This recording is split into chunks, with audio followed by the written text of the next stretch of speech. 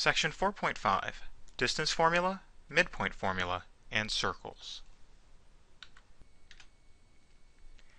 In this section we will derive and use the distance formula, the midpoint formula, and the standard equation of a circle. We will also talk about how to write the equation of a circle given various information. We'll sketch the graph of a circle, and we'll talk about how to convert between the standard and general forms of a circle. Alright, so first let's derive the distance formula. So starting from this initial condition that we have these 2 points, the question is, really, how could we measure this straight line distance? Let's call it d. How could we find that straight line distance? Well, the basic idea is we're going to create a right triangle by drawing perpendicular line segments that are vertical and horizontal. And so we have this right triangle, and since we have a right triangle, we can use the Pythagorean theorem to relate the lengths of the sides and the length of the hypotenuse. Now, first, let's find this vertical change, this vertical distance, and the vertical distance is y2 minus y1. Now, since we're not necessarily talking about whether we're moving up or down, up versus down, what we usually say is that the distance is the absolute value of that change. Similarly, this horizontal distance can be expressed as the absolute value of x2 minus x1. Now, applying the Pythagorean theorem, we know that the absolute value of x2 minus x1 squared plus the absolute value of y2 minus y1 squared is equal to d squared. Now, since we're squaring, we know that in the end we're going to have either 0 or a positive value. So we don't need the absolutes really here. And so what we would usually write in this situation is we would have x2 minus x1 square plus y2 minus y1 square is d squared. But we really wanted the value for d, the distance. And so what we do is we apply the square root to both sides of the equation. Now really we should have a plus or minus, but since we'll take the distance to be a positive value, then we can say that d, the distance, is equal to the square root of x2 minus x1 square plus y2 minus y1 square. So if we're given 2 ordered pairs, x1, y1, and x2, y2, we can calculate the distance through the use of this formula. Alright, so let's see a couple of examples. Find the distance between each pair of points. Now in the first example we have the ordered pairs -3, -2, and -5, -4. Then the distance, d, would be given as the square root of -5 subtract -3 square plus -4 subtract -2 square. Simplifying, -5 subtract -3 is -2. So we'll square that. -4 subtract -2 is also -2. So the distance is the square root of 4 plus 4, and so it's the square root of 8. Now remember, when working with radicals, we can rewrite that since 8 is 4 times 2, and 4 is a perfect square. We tend to think of that as the square root of 4 times the square root of 2, and so we would write that as 2 times the square root of 2, because the square root of 4 is 2. Alright, so the distance between those 2 points is 2 times the square root of 2, and we could use a calculator to approximate that if necessary. Alright, let's see another example. We have the ordered pairs 2, -3 halves, and 7/4, -2. So then the distance would be given by the square root of negative 2 subtract negative 3 halves square plus 7/4 subtract 2 square. So then that distance is, now let's see, negative 2 minus negative 3 halves, well, that's negative 2 plus 3 halves. But I'm going to go ahead and build up the fraction so I have a common denominator. So 2 is 2 over 1, and building up with a common denominator of 2, that's 4 over 2. So I have negative 4 halves plus 3 halves, and that's being squared, plus, I'll do something similar here. We have 7/4 subtract 2, so building up the fraction with a denominator of 4, that would give me 8/4 for the second fraction. So that's the square root of, let's see, negative 1/2 squared plus negative 1/4 squared. So that's the square root of 1/4 plus 1/16. Well, let me build up the fraction again. For 4 and 16, a common denominator of 16 will work. So I'll multiply by a factor of 4 in the first fraction. So that's the square root of 4/16 plus 1/16. That's the square root of 5/16. Now we can break that up as a square root of 5 over a square root of 16. And so we get that the distance is the square root of 5 over 4.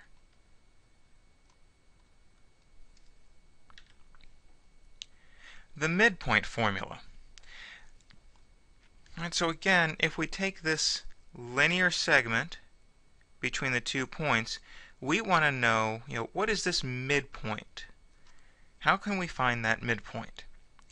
Well, if we're just dealing with 2 numbers, say for example we had the numbers 3 and 9, the midpoint,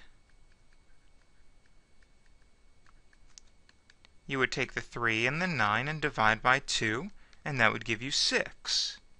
So really what we're going to do here, in a sense, is we're going to say, okay, well, let me have a horizontal component and a vertical component. Then this horizontal midpoint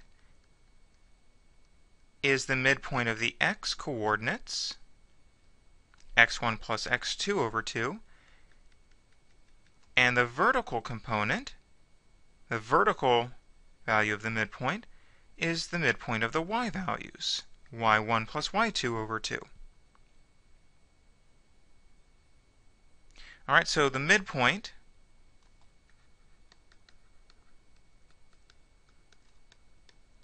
of x1, y1, and x2, y2 is x1 plus y1, x1 plus x2 over 2, comma, y1 plus y2 over 2. All right, so let's find the midpoint of those same 2 points that we were dealing with earlier. All right, so we have negative 3, negative 2, and negative 5, negative 4. Then the midpoint would be given as negative 3 plus negative 5 over 2, comma, negative 2 plus negative 4 over 2. That's negative 8 over 2. Negative 6 over 2. So the midpoint is negative 4, negative 3. All right, and the more complicated example with some fractional values. The midpoint would be given as 2 plus 7/4 over 2, comma, negative 3 halves plus negative 2 over 2.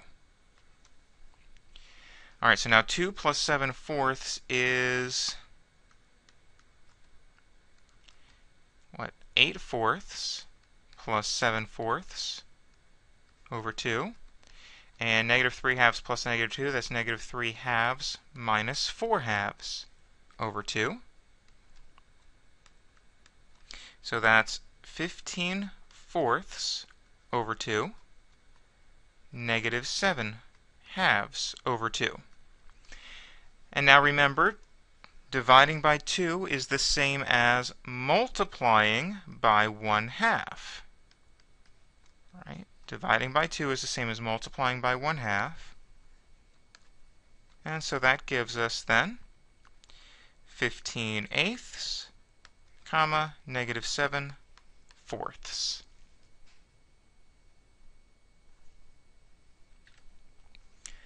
All right, moving on to circles. Let's derive what's called the standard equation of a circle. So a circle can be defined as a collection of points that are equidistant from some central point. So here's in this diagram we have the central point HK, and we have this defined distance that we'll call R, and this other point xy is some point on the circle. So remember that the distance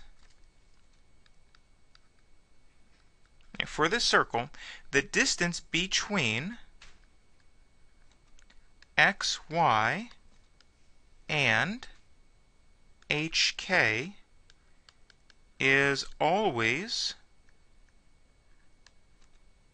R, that radius. So let's invoke the distance formula. The distance between xy and HK is always R. Alright, so then using the distance formula, then the distance R is equal to the square root of x minus h square plus y minus k square.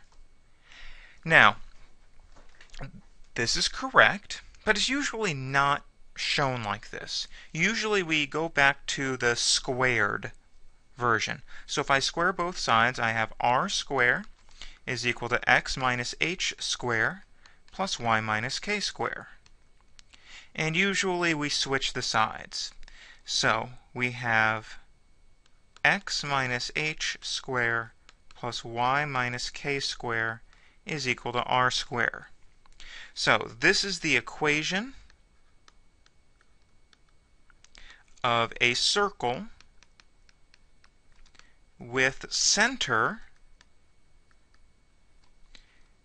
HK and radius R. Okay, so the radius is R, not R square. Okay, so here's an example. Write the standard form of the equation of a circle with the given center and radius. Alright, so the center is given as 7, -2, and the radius is given as 3. So the 7 is the h value in the equation, and the -2 is the k value of the equation, and 3 is the r value in the equation. So then I would have x minus 7 square plus y minus -2 square is equal to 3 square. Now we would usually clean this up a little bit and write x minus 7 square plus y plus 2 square is equal to 9. We don't like leaving minus negatives, we write plus, and we would just write that 3 squared is 9. What if we change up the problem a little bit, and now we have a center at -3, 7, and some other point on the circle, and in this case the point is -4, 2. Alright, now they don't give us the radius, so, well, let's start by entering what we know. We have the value of h is -3 and the value of k is 7. So I can immediately write that x plus 3 square plus y minus 7 square is equal to r square. So now, there's a couple of different approaches I could do. Approach 1 would be, now, use the distance formula to determine r. All right, I have the center and I have a point on the circle. Then the radius must be the distance between them. Nothing wrong with that approach. Approach 2, I can directly substitute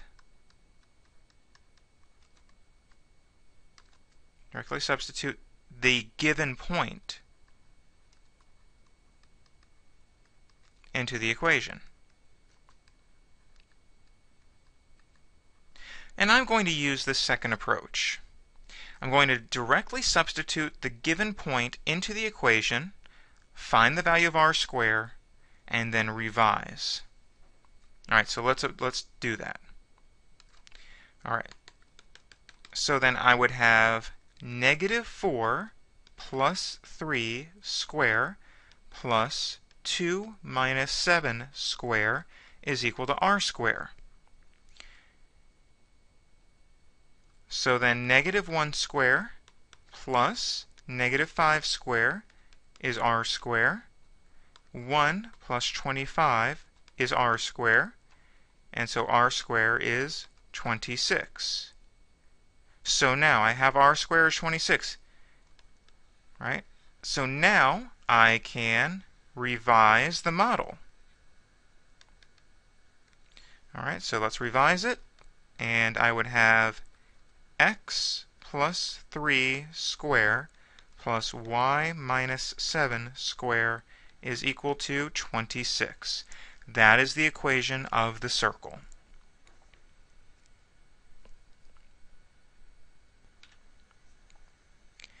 All right, we're asked to write the standard form of the equation of the circle shown in the figure. All right, so if we're asked to write this equation, what we want to do is probably identify a center and then figure out the radius. So let's identify the center. All right, so one way to identify the center is to draw two diameters. All right, so if I draw two diameters, and I'm going to draw the easiest diameters, I've got this horizontal diameter, and I've got this vertical diameter, and so the center is right there at negative 6, 3.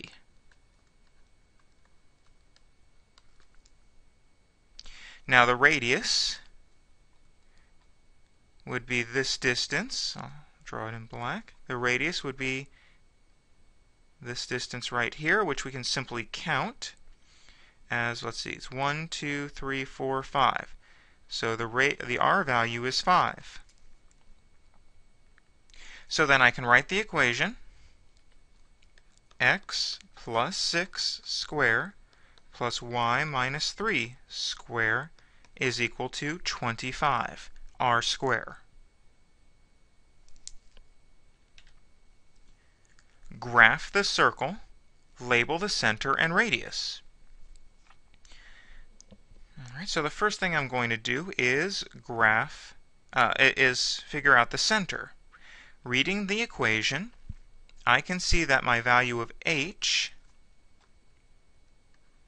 is 4, and my value of k is negative 2. Right? Because y plus 2 is the same as writing y minus negative 2.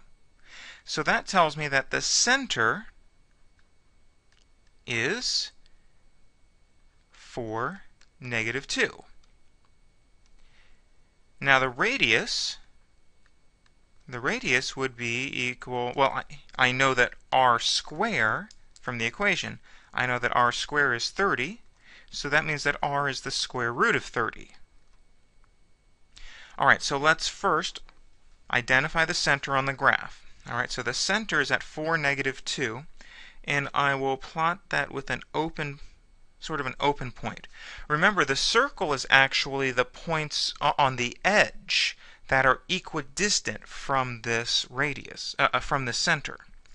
Now the square root of 30, that's not a nice number, but I at least know, even without a calculator, that since 30 is between 25 and 36, then the square root of 30 is between 5 and 6. So what I'm going to do is go out between 5 and 6 units in, at least the 4 major directions from the center. Alright, so between 5 and 6 units from the center, 1, 2, 3, 4, 5, there's 6. So I'm going to put a point that's about here, somewhere in between. 1, okay, now moving up from the center, 1, 2, 3, 4, there's 5 and there's 6, so I'll put a point here. 1, 2, 3, 4, 5. All right, so here's a point, and down 2, 3, 4, 5. So there's a point. All right, and ideally I would go out in any direction between 5 and 6 units, and that would give me more points. All right, but I'll just go ahead and now draw a rough shape that hopefully approximates a circle.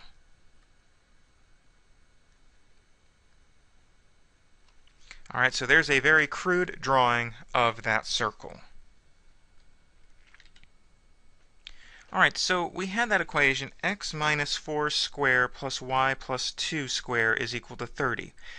And we call that the standard form. There's another form of the equation of the circle. It's called the general form. And to get to that general form, we simplify the expression on the left by remembering that x minus 4 square is x minus 4 by x minus 4, and distributing and combining like terms. That would give you x squared minus 8x plus 16. Similarly, y plus 2 squared means y plus 2 by y plus 2.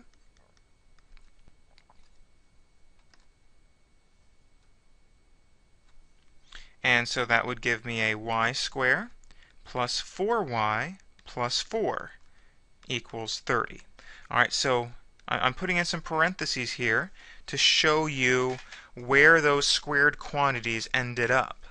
Alright, so x minus 4 squared is x squared minus 8x plus 16. And similarly, the y plus 2 squared is y squared plus 4y plus 4.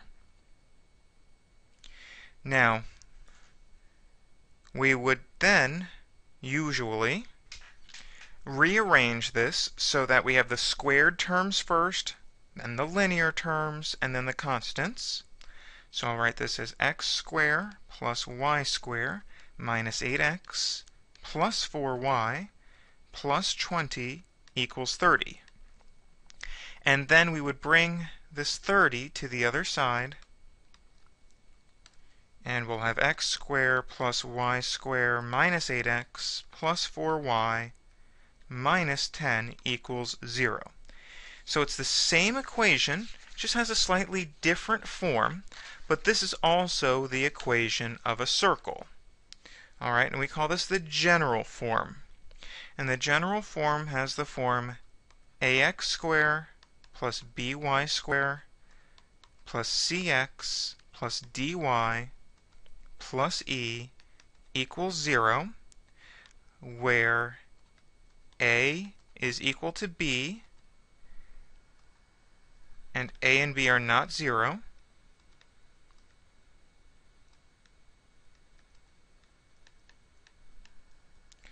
and this is the general form of the equation of a circle.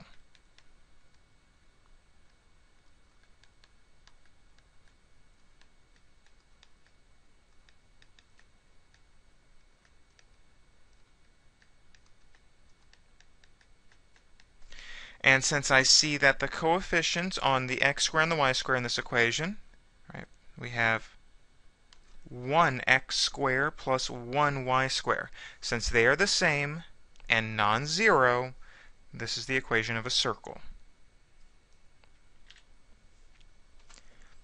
Well, now, what about going in the other direction?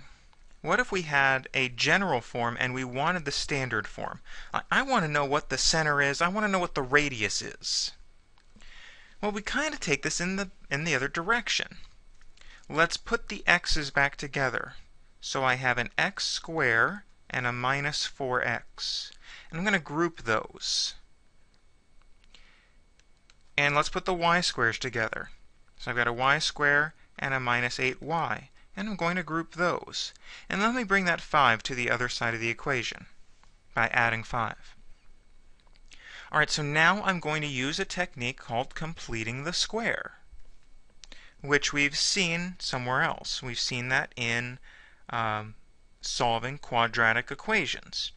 So, completing the square on this first quantity, I have x squared minus 4x, so I would take the negative 4, I would divide it by 2, and square that result, and that's a positive 4. So I would add 4. Now, since I've added 4, I have to keep the equation in balance. So since I've got this equation, let me add 4 on the right-hand side of the equation. Alright, and with the y quantity, completing the square, I'd have negative 8 divided by 2, and squaring that, that's negative 4 squared is 16. I will add 16 to both sides of the equation. Now, x squared minus 4x plus 4 is equivalent to x minus 2 squared. Y squared minus 8y plus 16 is equivalent to y minus 4 squared. And the right-hand side is 25. So I see that this is a circle with center 2, 4, and radius 5.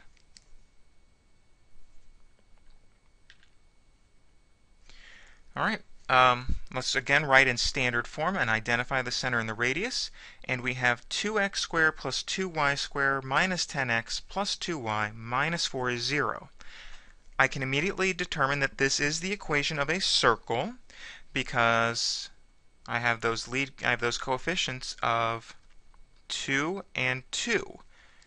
And we have a plus there, so I have the ax squared plus by squared.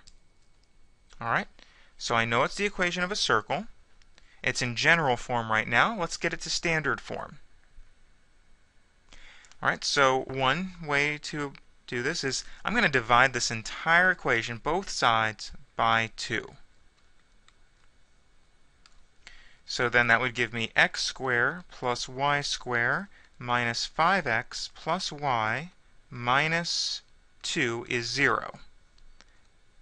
Alright, let's regroup this as x squared minus 5x, leave a space, plus y squared plus y, leave a space, equals 2. I added the 2 to both sides. Alright, now let's complete the square.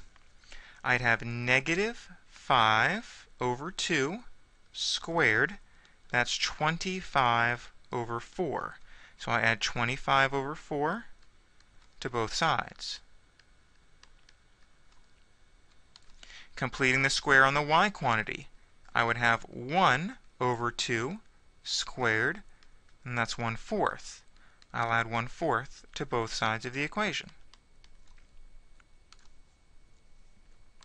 Yielding x minus 5/2 squared plus y plus 1/2 squared is equal to, now let's see, this 2 is 8 over 4.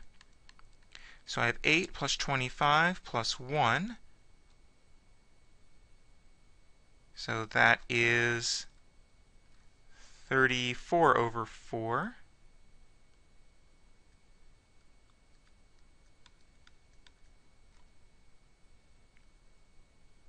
Alright, and so the center then